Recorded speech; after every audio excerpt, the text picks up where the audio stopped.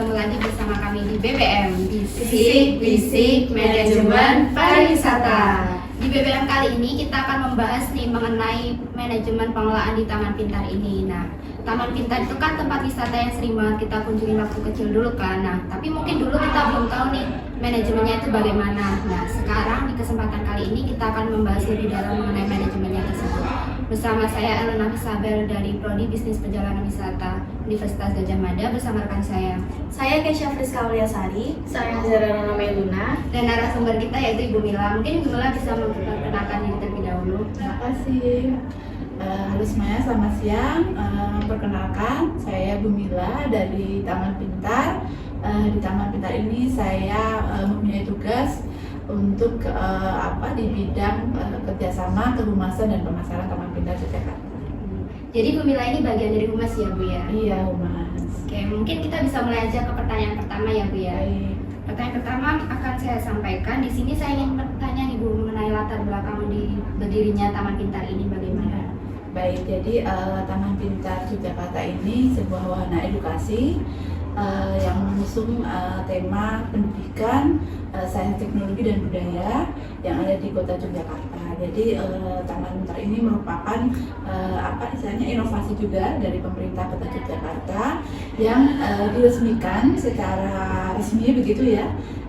Karena prosesnya cukup bertahap sebenarnya, ada beberapa kali soft opening, soft launch, dan kemudian untuk secara grand openingnya kita di 2018 tepatnya di 16 Desember. Jadi kita mau ulang tahun sebentar lagi ya, ke 16 Desember 2018. Waktu itu diresmikan oleh Bapak Presiden Susilo Bambang Yudhoyono.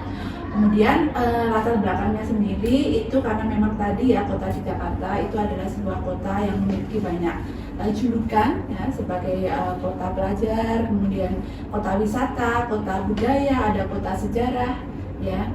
Nah, kemudian sebagai sebuah kota pariwisata tentu harus ada suatu daya tarik wisata yang memang bisa mencerminkan berbagai ikon kota.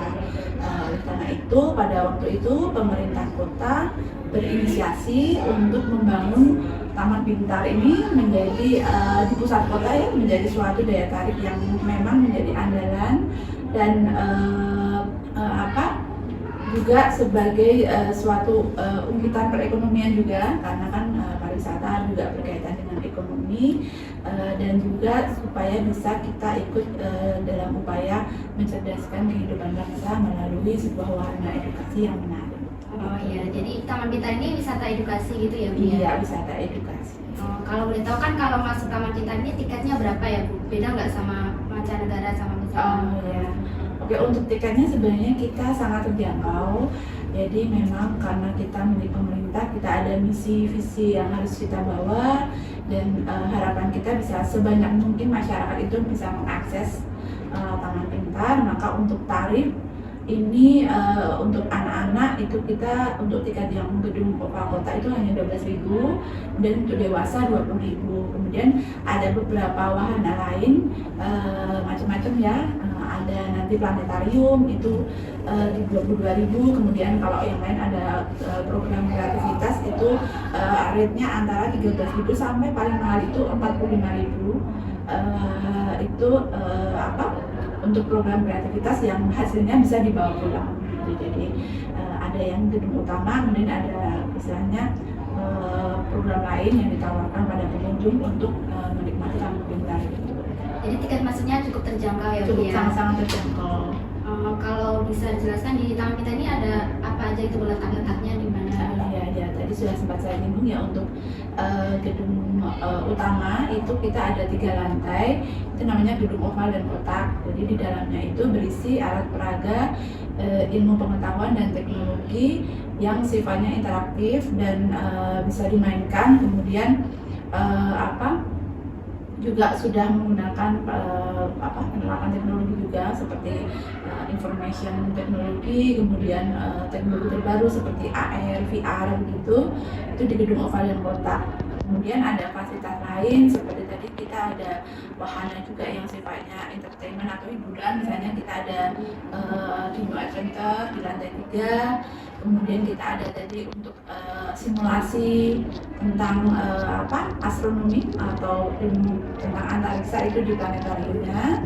Kemudian kita juga ada wahana yang sifatnya motorik ya, seperti wahana bahari, naik kapal, kemudian etika lalu lintas. Kemudian di bagian barat itu kita ada kampung kerajinan, itu untuk kegiatan yang sifatnya seni budaya dan kearifan lokal di Yogyakarta juga kita perkenalkan melalui berbagai wahana yang ditangkap. Jadi ilmu, pengetahuan, teknologi dan budaya lengkap semuanya. Jadi fasilitasnya lengkap ya Bu ya? Sangat lengkap. Fasilitas lain juga ada misalnya yang seperti masjid, kemudian tempat menyusui, sampai semua fasilitas pendukung untuk sebuah objek wisata sudah tersedia di Taman Pintar. Tadi kan sempat disinggung nih Taman Pintar udah mau merayakan ulang tahunnya ya. Iya. Kira-kira ada nggak persiapan untuk memperingati gitunya? Ya, untuk ini yang kita yang ke-14 ya. Jadi kalau 14 itu kan kalau orang perjalanan seorang manusia itu kan baru menginjak remaja kan, remaja.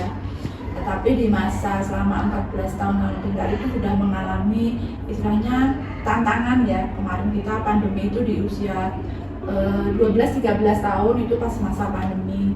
Kemudian selama pandemi memang aktivitas kita sempat terhambat dan sempat berbagai kegiatan ulang tahun kita adakan secara daring atau online. Kemudian di tahun ini kita istilahnya mulai membuka lagi kegiatan yang sifatnya offline dengan berbagai kompetisi untuk pelajar mulai dari sekolah dasar, TK juga ada, sampai ke sekolah menengah atas. Berarti acaranya berupa kompetisi lomba-lomba, kemudian ada juga nanti kita event untuk disabilitas, kemudian ada lagi yang juga sifatnya event internal untuk teman-teman karyawan juga ada.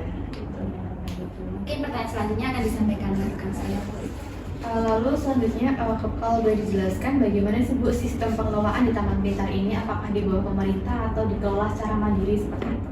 Ya, kalau Taman Pintar ini kita berada di bawah pemerintah Kota Yogyakarta, di bawah Dinas Kebudayaan Kota Yogyakarta. Jadi nama kita itu untuk Taman Pintar itu adalah nama branding atau tempat ini. Kemudian untuk manajemennya itu kita istilahnya nama perusahaannya ya. Kalau misalnya swasta itu adalah UPT atau Unit Pelaksana Teknis Pengelolaan Taman Budaya yang mengelola Taman Pintar dan satu Taman Budaya Embung Diwangan yang tidak berada di sini. Jadi khusus untuk Taman Pintar ini lokasinya memang di sini.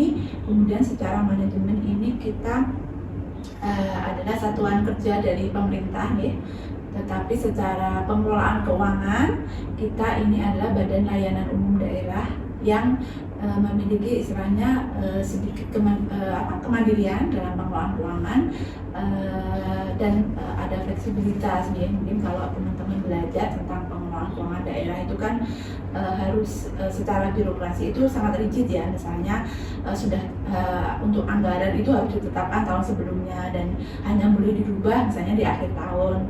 Tapi untuk Taman Pintar ini karena kita Badan Layanan Umum dan kita menekankan pada pelayanan, kadang ada unsur-unsur urgensitas di dalamnya. Misalnya sebagai contoh, misalnya kalau di pemerintah itu misalnya kita belum menganggarkan untuk membetulkan sesuatu ya tahun depan kita tidak bisa membelanjakan karena ya belum teranggarkan. Tetapi kalau di Badan Layanan Umum ini misalnya katakanlah pada tengah tahun ada suatu kerusakan yang tidak terencana, kita bisa sedikit menggeser anggaran. Jadi ada fleksibilitas di situ.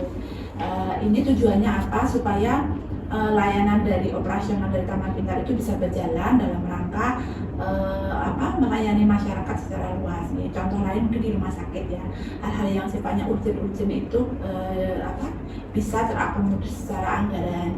Ini kenapa kita disebut Badan Layanan Umum.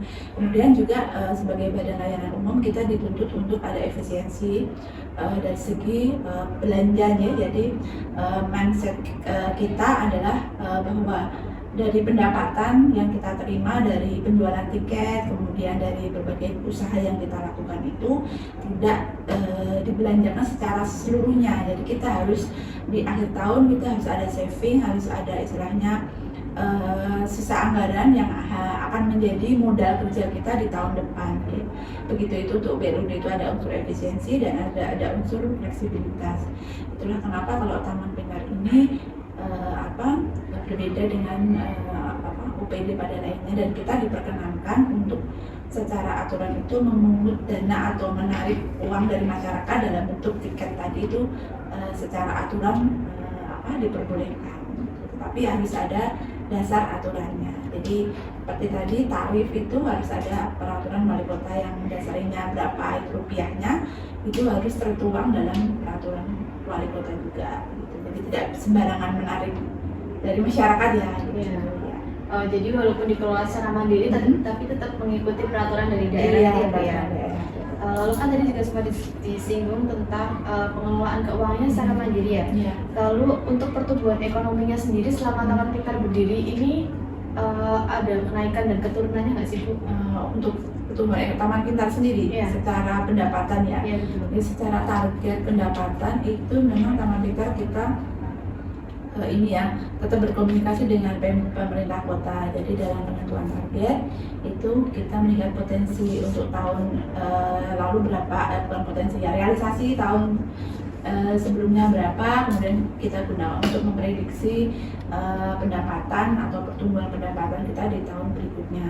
Kemudian dari itu angka-angka yang bisa didapat itu kemudian kita konsultasikan juga kepada pemerintah. Dalam ini di pemerintah kota juga itu ada pembina BLUD-nya, kita ada pembinanya. Nah kemudian biasanya memang setiap tahun kita selalu dituntut ada peningkatan pertumbuhan pendapatan. Jadi peningkatan pertumbuhan pendapatan itu bisa diperoleh dengan cara kita harus menaikkan jumlah pengunjung, target pengunjung yang masuk ke Taman Pintar, atau cara lain misalnya menaikkan tarif nih. Tetapi untuk menaikkan tarif itu menjadi suatu pertimbangan yang cukup hati-hati. Jadi memang target kita selalu diusahakan kalau tidak naik pengunjung ya kita mengupayakan ada pendapatan lain yang bisa kita naikkan, misalnya pendapatan eventnya atau kerjasamanya itu jadi suatu strategi tersendiri untuk pertumbuhan pendapatan dari tahun ke tahun. Ya, sebelum pandemi naik terus sih. Iya. Pas pandemi langsung ada ini ya. Iya, lalu selanjutnya kemarin 2 tahun ini kan kita sempat mengalami yang namanya pandemi COVID ya Bu ya. Lalu bagaimana sih Bu kondisi Taman Pintar ini selama pandemi COVID itu terjadi? Pastikan kita semua juga tahu kalau di beberapa tempat destinasi wisata itu mengalami penurunan yang sangat drastis gitu. Iya. Bahkan sampai ada yang tutup total begitu. Iya. Untuk Taman Pintar sendiri bagaimana? Ya, jadi untuk Taman Pintar hampir sama Mbak dengan tempat wisata lain ya. Kita juga mengalami sempat tutup layanan untuk pertama itu di 2020 itu dari bulan Maret sampai dengan hampir 4 bulan ya, Maret, April, Mei, Juni, Juli itu 4 bulan tutup total sama sekali, tidak ada pelayanan dan juga otomatis tidak ada pemasukan ya. Kalau tidak ada pelayanan tidak ada pemasukan. Kemudian kita menunggu kebijakan pemerintah pada waktu itu seperti apa untuk destinasi wisata boleh dibukanya ya, dengan persyaratan apa, kemudian apa yang harus dimiliki untuk bisa tetap menyelenggarakan layanan tetapi bisa meminimalisir penularan COVID yang ada di Taman Pintar, karena seperti kita ketahui Taman Pintar ini kan wahana yang sifatnya indoor ya, indoor dalam ruangan, kemudian sirkulasi udara itu juga tergantung air conditioner dan semua benda yang ada di dalamnya kan sifatnya disentuh, jadi itu termasuk dan target utamanya anak-anak. Nah itu kan juga menjadi suatu pertimbangan. Jadi anak-anak itu kan kelompok yang harus dilindungi pada waktu itu ya, bahkan sekolah pun juga tidak boleh dilaksanakan. Nah ini jelas korelasinya ke Taman Pintar karena kita sangat berkaitan dengan aktivitas sekolah juga. Jadi menurun cukup tajam, hampir 80% pengunjung turun, demikian pula dengan pendapatan. Tapi kami mengolah adalah untuk bagaimana supaya kita bisa tetap beroperasi, dalam artian juga bisa menutup berbagai biaya cost ya, seperti gaji, kemudian listrik dan sebagainya yang tetap berjalan. Itu yang pertama ada kita efisiensi dari semua segi ya, dari efisiensi. Kemudian yang kedua itu dengan cara kita berinovasi layanan yang bisa tetap menghasilkan meskipun kita terbatas pada saat pandemi. kemudian pada waktu kita sambil menunggu kebijakan, kita menyiapkan secara internal sarana prasarana apa yang harus dimiliki oleh suatu tempat wisata itu untuk diperbolehkan buka, supaya kita mendapatkan sertifikat misalnya CHSE gitu. Jadi itu 3 hal yang kita lakukan. Yang pertama efisiensi, kemudian inovasi, dan kemudian penyiapan sarana prasarana supaya bisa buka layanan dalam suasana yang normal ya pada waktu itu, seperti itu. Berarti tetap dikedepankan keamanan sama kenyamanan Kesehatan, juga. ya, keselamatan ya, Iya, keselamatan. istilahnya new normal kan ya seperti itu. Iya. Lalu untuk jumlah kunjungan selama perharinya sendiri pasti ada perbedaan ya, Iya. Bu, antara sebelum COVID dan sesudah COVID. Mungkin bisa disebutkan sehari itu target kunjungannya berapa orang gitu? Kalau di masa-masa normal itu dalam 1 tahun tuh taman kita ada 1 juta ya, 1 juta pengunjung. Kalau di rata-rata per hari kan 3.000 ya, 3.000 saya 1 juta dibagi 365 hari itu mungkin kalau rata-rata ya, tidak memperhitungkan peak season atau low season itu 3.000. Kemudian di masa pandemi ini bisa ya tinggal 1/10 mbak, kadang 300 hari ya. Kemarin masa pandemi yang waktu parah-parahnya itu bisa di bawah 100 juga pernah ya. Jadi kemudian sekitar 300. Kemudian ini di masa pemulihan ini sudah hampir kembali ke 3.000 sampai 5.000, tetapi secara akumulasi memang belum mencapai 1 juta seperti semula. Jadi mungkin diprediksi kita tahun ini sekitar masih 600.000 untuk 1 tahun. Jadi masih belum pulih semula ya. Tapi berarti untuk saat ini udah lumayan meningkat ya Bu ya, dari Lumayan, alhamdulillah. sebelumnya. Jadi dia rame ya. Iya, lumayan, jadi di bawah Ya. banget. Iya. Terus dengan adanya pandemi COVID-19 ini tadi kan jumlah kunjungan wisatawannya jadi menurun ya Bu ya. Lalu dari Taman Pintar sendiri ada nggak sih Bu strategi apa yang dibuat untuk istilahnya memulihkan Taman Pintar ini gitu? Iya, kalau kita pada waktu itu strategi sebenarnya kita ini masih agak ragu, karena kan kita memang tidak boleh terlalu banyak mengumpulkan orang di taman kita pada waktu itu. Misalnya kita ada aturan juga kayak maksimal misalnya berapa orang dalam sehari yang boleh datang, dan jadi pada waktu itu lebih banyak kita hapus di kegiatan yang sifatnya online aja sih mbak, yang tetap bisa menjangkau masyarakat, terutama anak-anak sekolah, tetapi secara online gitu, dengan misalnya virtual tour. Kemudian kita ada juga berbagai kegiatan workshop yang sifatnya online atau virtual. Kemudian ya lebih banyak di ini sih edukasinya lewat sosial media melalui konten-konten di Instagram, video gitu sih sementara pada waktu itu. Kemudian untuk saat ini sih kami tetap berupaya ini menjaga hubungan baik dengan para tour leader atau biro perjalanan wisata yang jadi mitra Taman Pintar, supaya mereka tetap membawa tamu-tamu ke tamu. Mungkin selanjutnya pertanyaannya akan disampaikan oleh rekan saya. Ya. Baik Bu, seperti yang kita tahu di Yogyakarta ini kan destinasi wisatanya rata-rata melibatkan masyarakat lokal sebagai pengelola. Nah, hal ini kan berkaitan Bu dengan prinsip community based tourism.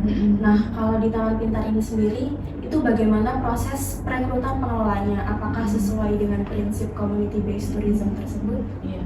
Kalau Taman Pintar ini kan berbeda ya. Jadi kita bukan secara base-nya itu bukan community ya. Kita memang government based tourism ya, karena kan memang inisiasinya dari pemerintah. Kemudian perekrutan SDM dan sebagainya itu kita jalankan secara profesional seperti biasa dengan perekrutan karyawan seperti itu.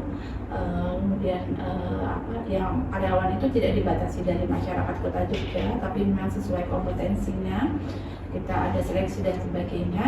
Kemudian untuk yang melibatkan masyarakat terlibat sih sebenarnya secara hitam di atas putih itu tidak ada, tetapi untuk istilahnya pemberdayaan masyarakat di sekitar itu tentu saja secara dampak itu tentu saja ada. Taman Pintar ada kan menjadi banyak sekali orang yang bisa berdagang di sekitar Taman Pintar, kemudian parkir yang bukan dikelola oleh Taman Pintar ya, oleh masyarakat sekitar. Kemudian kita ada fasilitas food court bisa digunakan disewa oleh masyarakat sekitar. Kemudian yang lain misalnya seperti becak, ya andong, semuanya kan ikut terungkit oleh adanya taman pintar. Tapi secara pengelolaan kita memang dari unsur pemerintah tetap ada dan juga dari profesional perekrutan secara profesional. Baik, jadi perekrutannya itu secara skill ya Bu ya? Iya, secara skill. Kalau dulu misalnya memang hanya ada diutamakan misalnya KTP kota gitu bisa diutamakan, tapi untuk tes yang lain kan sesuai dengan kebutuhan organisasi seperti apa. Gitu. Baik, mungkin untuk pertanyaan selanjutnya, ada nggak sih Bu halangan atau kendala yang dialami oleh pengelola terkait manajemen di Taman Pintar ini? Iya baik, jadi kalau kendala secara internal itu mungkin ini nih, ya lebih kepada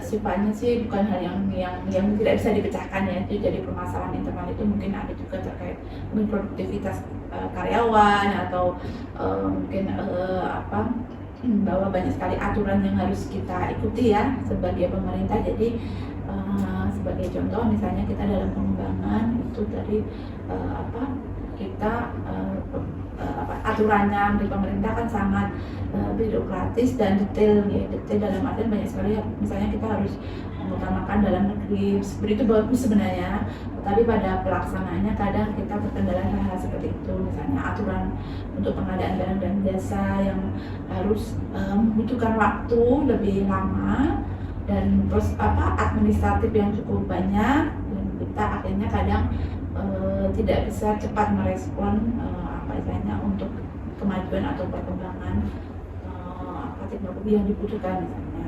Yang lain kalau faktor dari fisik sih kita ini ya karena lahan yang sangat terbatas sehingga kita untuk pengembangan lahan itu untuk yang sifatnya ekspansif terbatas oleh lahan. Kemudian karena kita tidak juga memiliki parkir sendiri, itu kadang menjadi suatu kendala juga untuk tamu-tamu kami.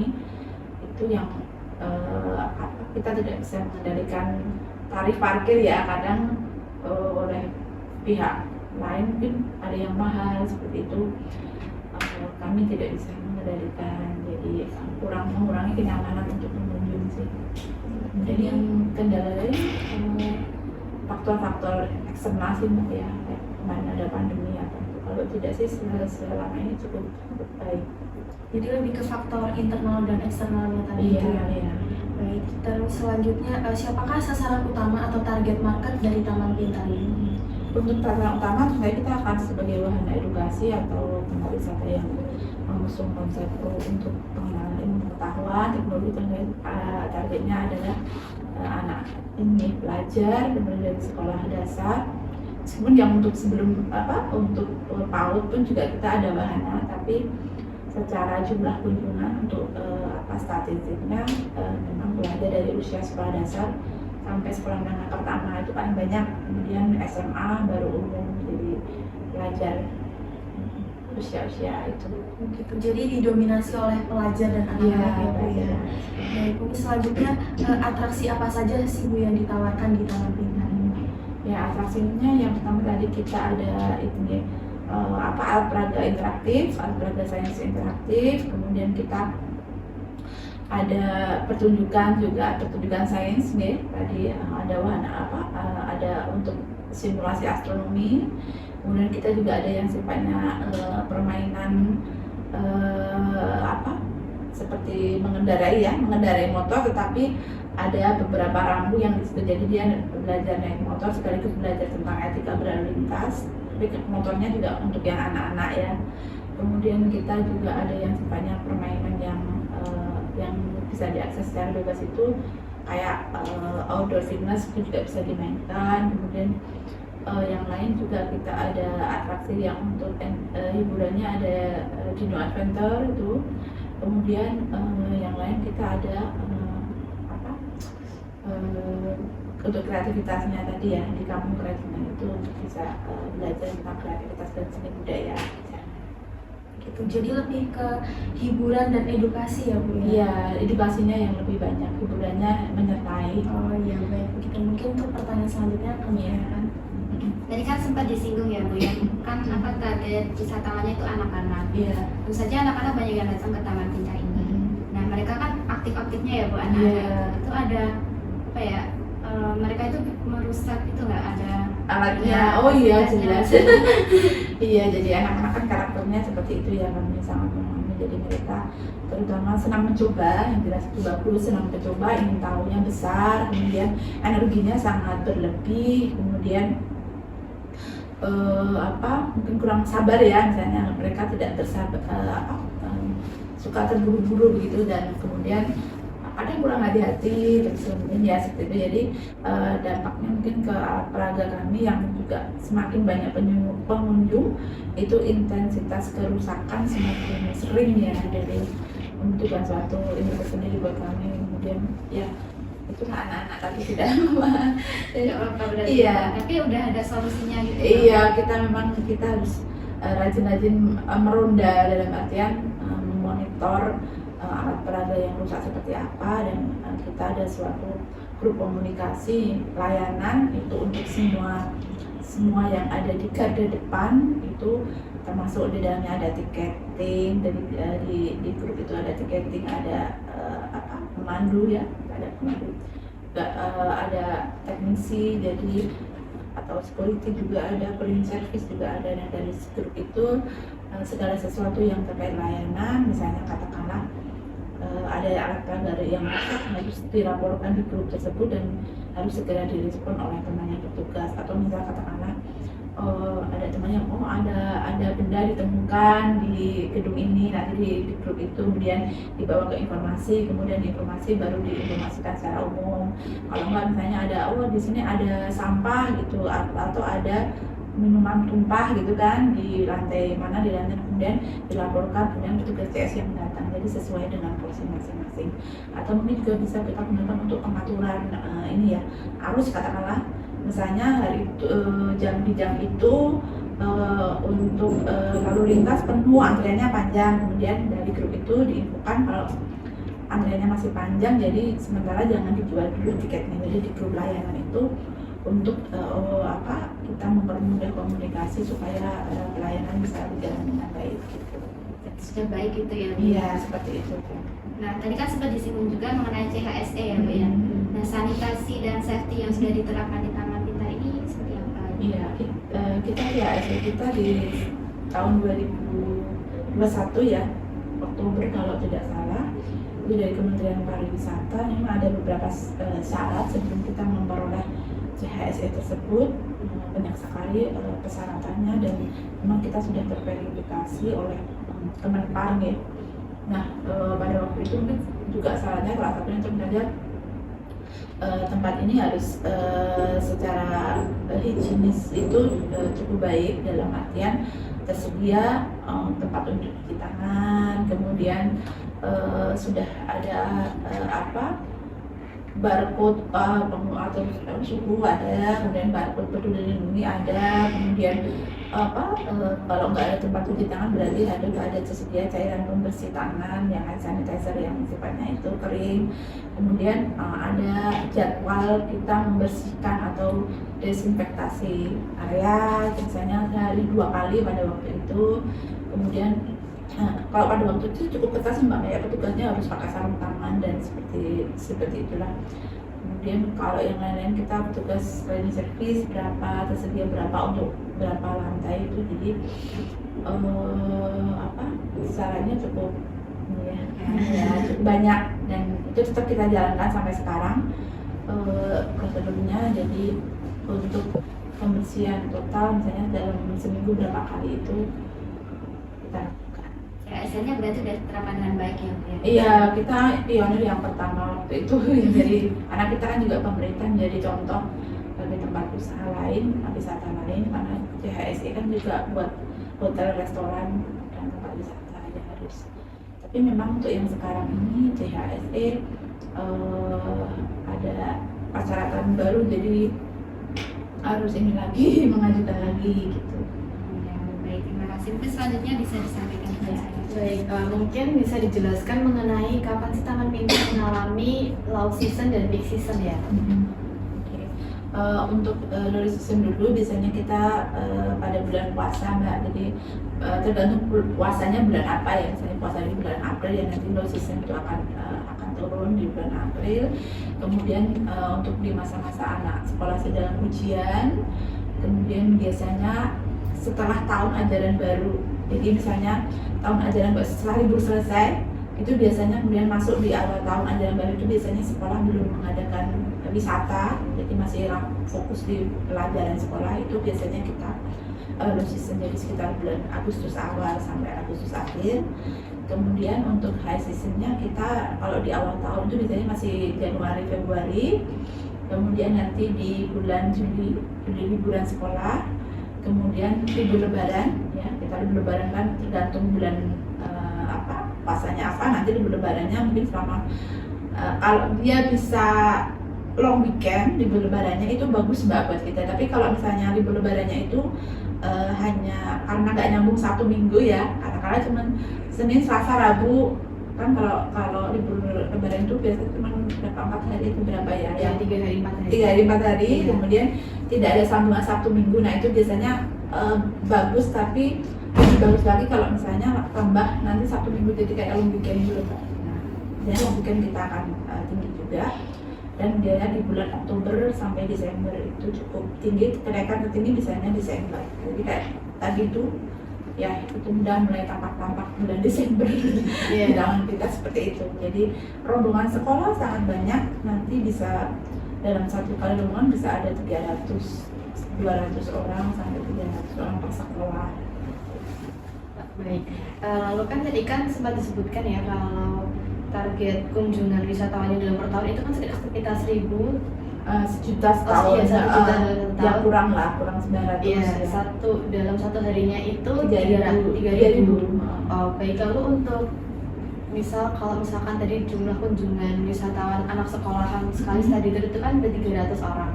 Kalau misalkan datangnya langsung pada jam yang sama dengan rombongan yang berbeda-beda, itu di sini sistem pengaturannya seperti apa ya Bu? Atau nanti rombongan pertama ditaruh di ruang yang ini, nanti rombongan kedua di ruang yang ini gitu?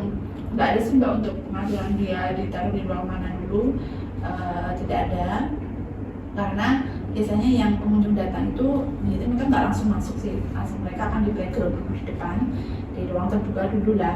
Kemudian ada proses pemesanan tiket dan sebagainya, itu baru kita atur per sekolah dulu lah ya, yang mana yang datang dulu, kemudian mereka masuk mengalir terus, kemudian dari dalam kalau sudah penuh kita arahkan pindah ke zona lain oleh pemandu, kemudian mengalir terus. Jadi seperti itu modelnya, masih mengalir ya. Kemudian kalau yang sistemnya kayak planetarium itu kan ada jadwal tersendiri, itu by reservasi. Jadi kalau sudah direservasi orang di jam tertentu memang tidak bisa, jangan harus antri gitu.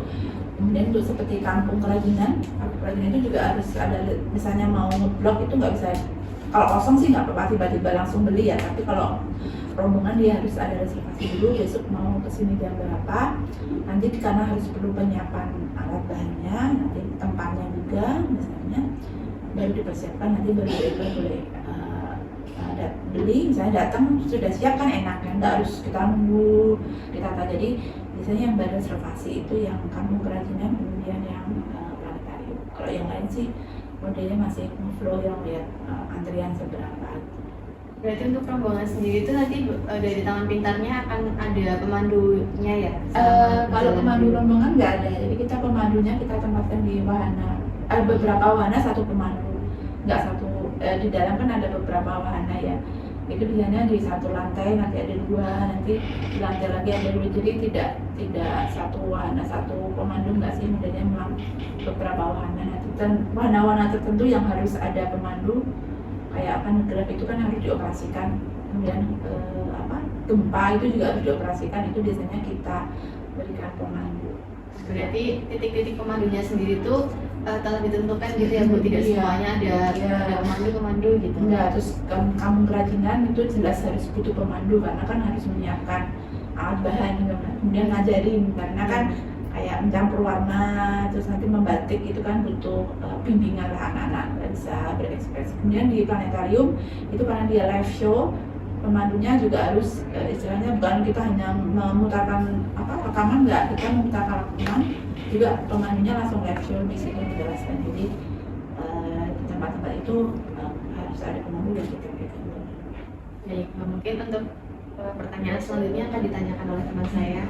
Baik Bu, untuk pertanyaan selanjutnya, pernahkah terjadi kelebihan pengunjung dari batas yang telah ditetapkan dan bagaimana caranya untuk mengatasi permasalahan tersebut? Ya ini tadi kalau dilihat tadi kayak Iya, Kamis tuh biasa kayak gitu Mbak, Kamis kita tuh mesti menyematinya ya Pak Kamis kan, Kamis dan Rabu itu biasanya seperti itu, nanti Jumat itu nggak terlalu. Jadi mungkin orang-orang yang berwisata itu punya pikiran yang sama ya. Jadi Senin Selasa tuh belum piknik, ntar Rabu Kamis tuh hari yang enak di tengah minggu. Kemudian kalau Jumat tuh nanti dia nabrak Jumatan gitu kan. Kalau Sabtu nanti ketemu pengunjung umum. Jadi sekolah itu biasanya Rabu Kamis itu sudah jadi hal yang ini ya. Jadi kayaknya mereka jadi bareng gitu karena pikirannya sama. Itu tetapi memang kalau di tengah kita sendiri memang kita belum ada hal yang khusus yang kita lakukan Mbak. Selama itu masih bisa terakomodir oleh gedung. Jadi gedung ini kan sebenarnya juga ada kapasitas untuk kenyamanan, memang kalau banyak itu masih berkurang ya.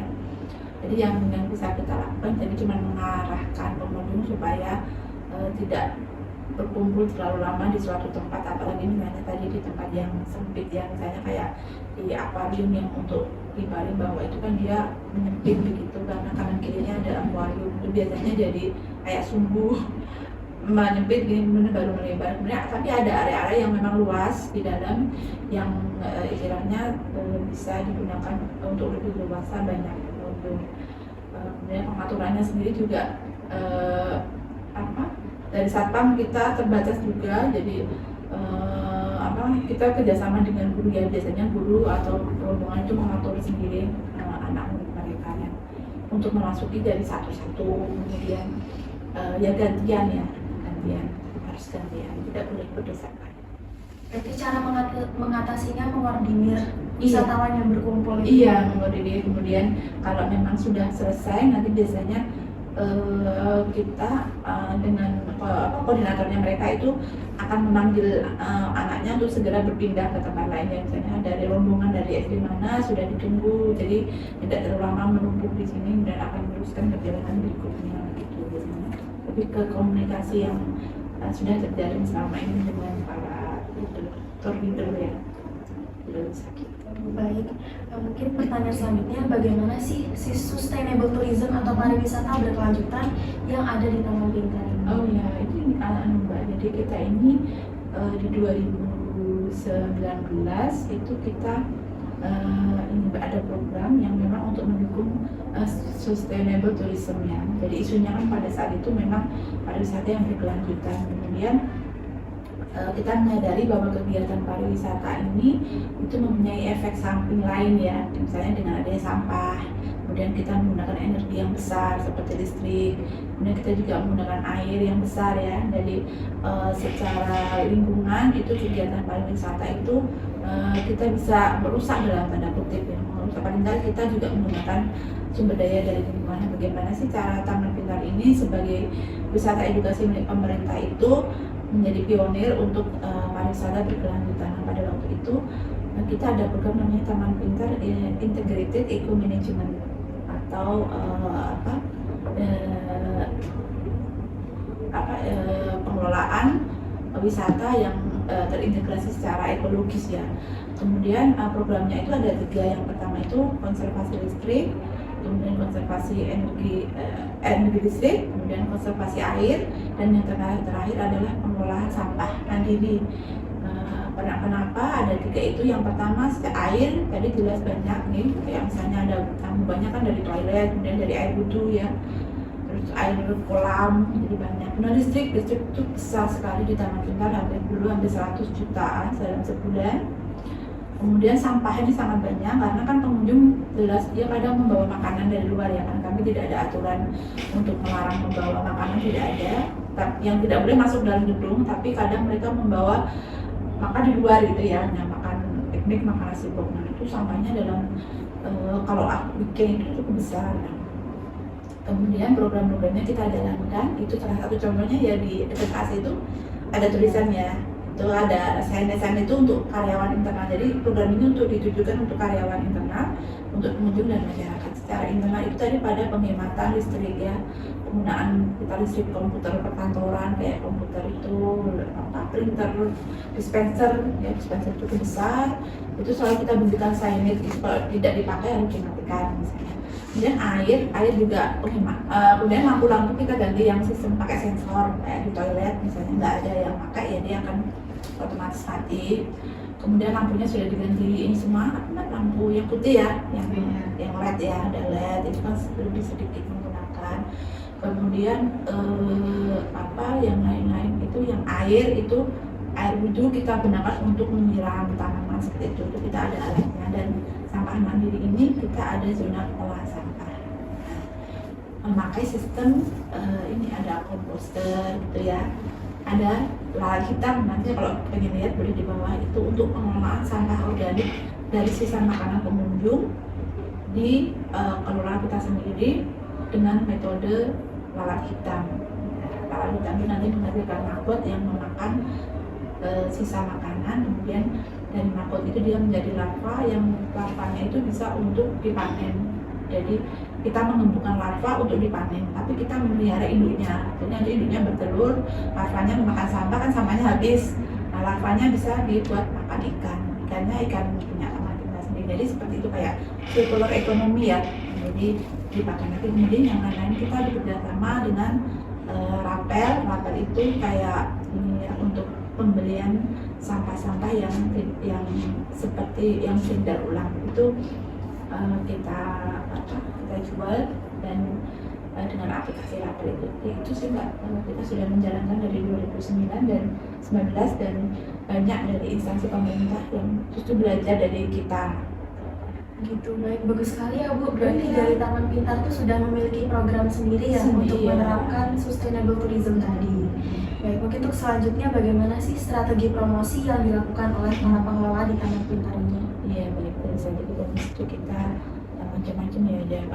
Kalau ada budget itu ada budget promosi yang besar itu kita senang, tetapi kan kita ada keterbatasan budget promosi, jadi kita agak sedikit mengurangi untuk yang sifatnya hard selling ataupun hard promo yang pasang iklan terus menerus itu sesuai budget aja. Tapi ketika budget itu tidak ada ya kita berpromosi dengan media sosial yang kita punya, kita berpromosi dengan kerjasama dengan hotel, resto, untuk misalnya kita ada program menarik menginap di mana, nanti bisa di Taman kita kayak banding gitu, kemudian program banding, kemudian yang lain-lain itu dalam bentuk event atau kegiatan yang melibatkan sebanyak mungkin pelajar. Jadi sifatnya lebih ke event supaya kita